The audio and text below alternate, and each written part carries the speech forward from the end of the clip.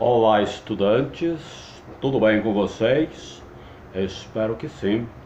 Eu sou o professor Radhakrishna, sou professor de filosofia. Muito bem, eu sou da área metropolitana sul, Fazenda Rio Grande. Trabalho no Colégio Desembargador Jorge Andrieto. O tema da nossa aula de hoje são os filósofos pré-socráticos. Você sabe qual é o significado da palavra pré? A palavra pré significa antes. Socráticos, referente a Sócrates. Ou seja, estamos estudando os filósofos que vieram antes de Sócrates. Sócrates foi um filósofo muito importante, mas de forma nenhuma foi o primeiro filósofo. Ele nasceu em Atenas, viveu em Atenas, sendo Atenas cidade intelectual, capital da Grécia. Então, sim, Sócrates foi um grande filósofo, mas não foi o primeiro. Objetivos da aula. O que nós pretendemos com esta aula? Nós pretendemos conhecer os filósofos pré-socráticos, os primeiros filósofos, o surgimento da filosofia. É isto, né? Porque não é possível nós falarmos de filósofos sem falar de filosofia. Então, vamos aprender aí um pouquinho de filosofia. Quando surgiu a filosofia? A filosofia surgiu por volta do ano 600 a.C. Onde surgiu a filosofia? A filosofia surgiu na Grécia Antiga. E com ela aparecem os primeiros filósofos que chamamos de pré-socrático.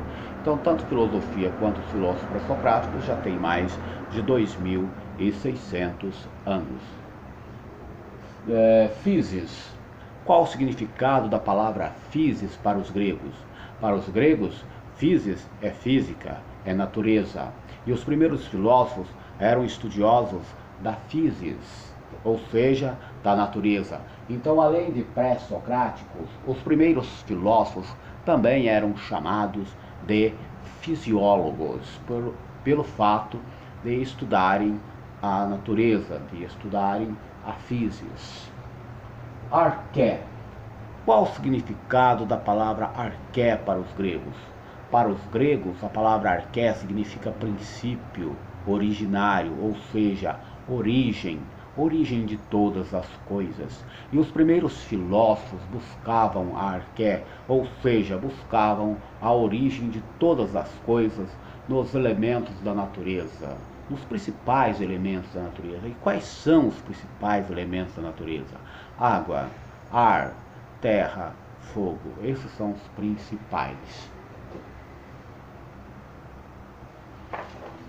Vamos agora falar dos principais filósofos pré-socráticos e sua arqué.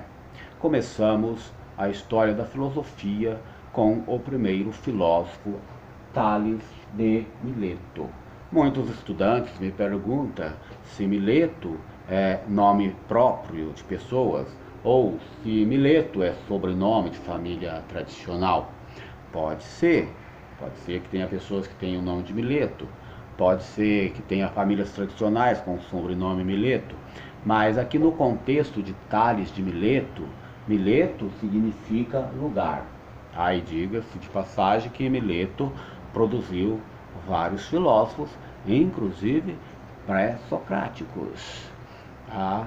E também podemos dizer que tradicionalmente uma pessoa famosa, inclusive um filósofo, pode ter o sobrenome da cidade, do lugar. Ou seja, Tales nasceu em Mileto, Tales viveu em Mileto, Tales trabalhou em Mileto, Tales morreu em Mileto, então Tales de Mileto.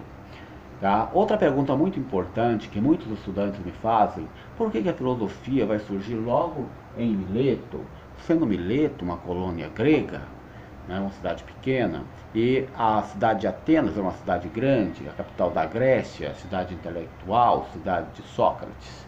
Explico, estudante. Mileto era uma cidade portuária. Sendo uma cidade portuária, passava muitas pessoas por aquele lugar, pessoas que iam, pessoas que vinham, com diferentes ideias, diferente cultura, formas de conhecimento. Isso foi muito importante para o surgimento da filosofia e o aparecimento dos primeiros filósofos. O que buscava Tales de Mileto? Tales de Mileto buscava um arqué, ou seja, um elemento da natureza. Afinal, ele era fisiólogo. Mas eu posso dizer também que Tales era um cientista.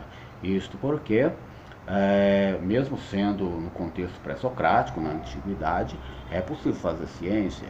Porque se a gente vai falar de ciência, temos que falar de ciência de acordo com a época, ou seja, de acordo com o contexto. Então, os primeiros filósofos eram também cientistas e eles faziam também ciência com o que tinham. Ou seja, eles eram fisiólogos, inclusive Tales de Mileto era fisiólogo e fazia ciência com os elementos da natureza. E depois de muito estudo, o que Tales de Mileto vai dizer? Vai dizer: a água é a arqué que estamos procurando. Então, Tales de Mileto, vai ficar conhecido por sua arqué, a água. Na história da filosofia, o segundo grande filósofo pré-socrático foi Anaximandro de Mileto, sendo Anaximandro de Mileto discípulo de Tales de Mileto. Também, com certeza, concordava com o mestre que a água era uma grande arqué, mas ele também era um fisiólogo, ele também estudava os elementos da natureza, aí ele também estava em busca da grande arqué. E a partir de um determinado momento, depois de bastante estudo, Anaximandro de Mileto vai falar: apeiron. Apeiron é a grande arqué que estamos procurando, é a origem de toda a vida. Para os gregos, a palavra apeiron significa indeterminado, ilimitado, infinito. Então, o que o filósofo pré-socrático Anaximandro de Mileto quer dizer com apeiron? Quer dizer que nós temos números indefinido, indeterminado, ilimitado de elementos que dão origem à vida. E fica então Anaximandro de Mileto, conhecido por sua arqué, apeiron. Terceiro filósofo aí na linha do tempo, na história da filosofia, foi o filósofo Anaximenes de Mileto. Anaximenes de Mileto, também grande filósofo pré-socrático, também discípulo de Tales de Mileto, companheiro de Anaximandro, com certeza concordava com a água de Tales, com certeza concordava com o apeiron de Anaximandro, mas também sendo Anaximenes de Mileto um fisiólogo, um estudioso, um pesquisador, um cientista, ele também vai em busca de sua arqué. E depois de muito estudo, ele chega à conclusão que a arqué que ele estava procurando é o ar.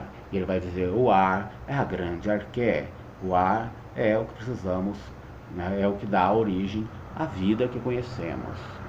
Então, Anaximenes de Mileto fica conhecido por sua arqué, o ar. Saindo aí da escola de Mileto, colônia de Mileto, vamos para a colônia de Éfeso, com o grande filósofo pré-socrático, Heráclito de Éfeso.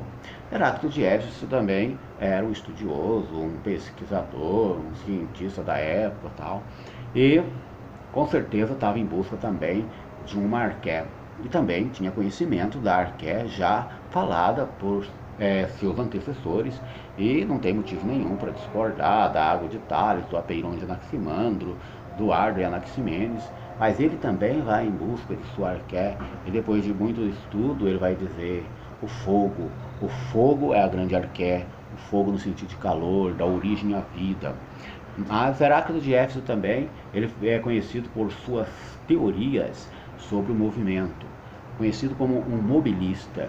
E é dele a frase: não banhamos duas vezes no mesmo rio, porque as águas não são as mesmas, as águas estão em movimentos. Estudantes, estamos preparados para fazer um quiz. Eu vou postar lá no Cresio, vocês respondem e nós corrigimos juntos na próxima aula. Qual a pergunta? Quais os principais elementos da natureza estudados pelos filósofos pré-socráticos? Responda lá, na próxima aula corrigimos junto. Belezinha? Vamos à nossa retomada, a retomada da aula de hoje. Nesta aula, nós estudamos os filósofos pré-socráticos. Tales de Mileto com sua arqué, água. Anaximandro de Mileto com sua arqué, o apeiron. Anaximenes de Mileto com sua arqué, o ar. Heráclito de Éfeso com sua arqué, o fogo. Tá? Entendemos que não é possível compreender, ou seja, entender ou aprender sobre os primeiros filósofos, se não aprendermos também filosofia. Então aprendemos que a filosofia surgiu por volta do ano 600 a.C. e com ela aparecem os primeiros filósofos. E que, portanto, tanto filosofia quanto os filósofos pré-socráticos já têm mais de 2.600 anos. Aprendemos também que os primeiros filósofos pré-socráticos também ficaram conhecidos como fisiólogos, por serem estudiosos da física, da natureza, tá? E que eles buscavam a arqué, que era o elemento primordial, a origem de todas as coisas. Tá? Sobre as referências da aula de hoje. Para preparar esta aula, estudante, li o livro da filósofa brasileira Marilena Chauí, Convite à Filosofia, da editora Ática. E recomendo para vocês, estudante, leia o livro Convite à Filosofia, da filósofa brasileira Marilena Chauí. É um livro muito bom. Por hoje é tudo, estudantes. Eu espero sinceramente que vocês tenham gostado e nos vemos na próxima aula. Até breve. Tchau.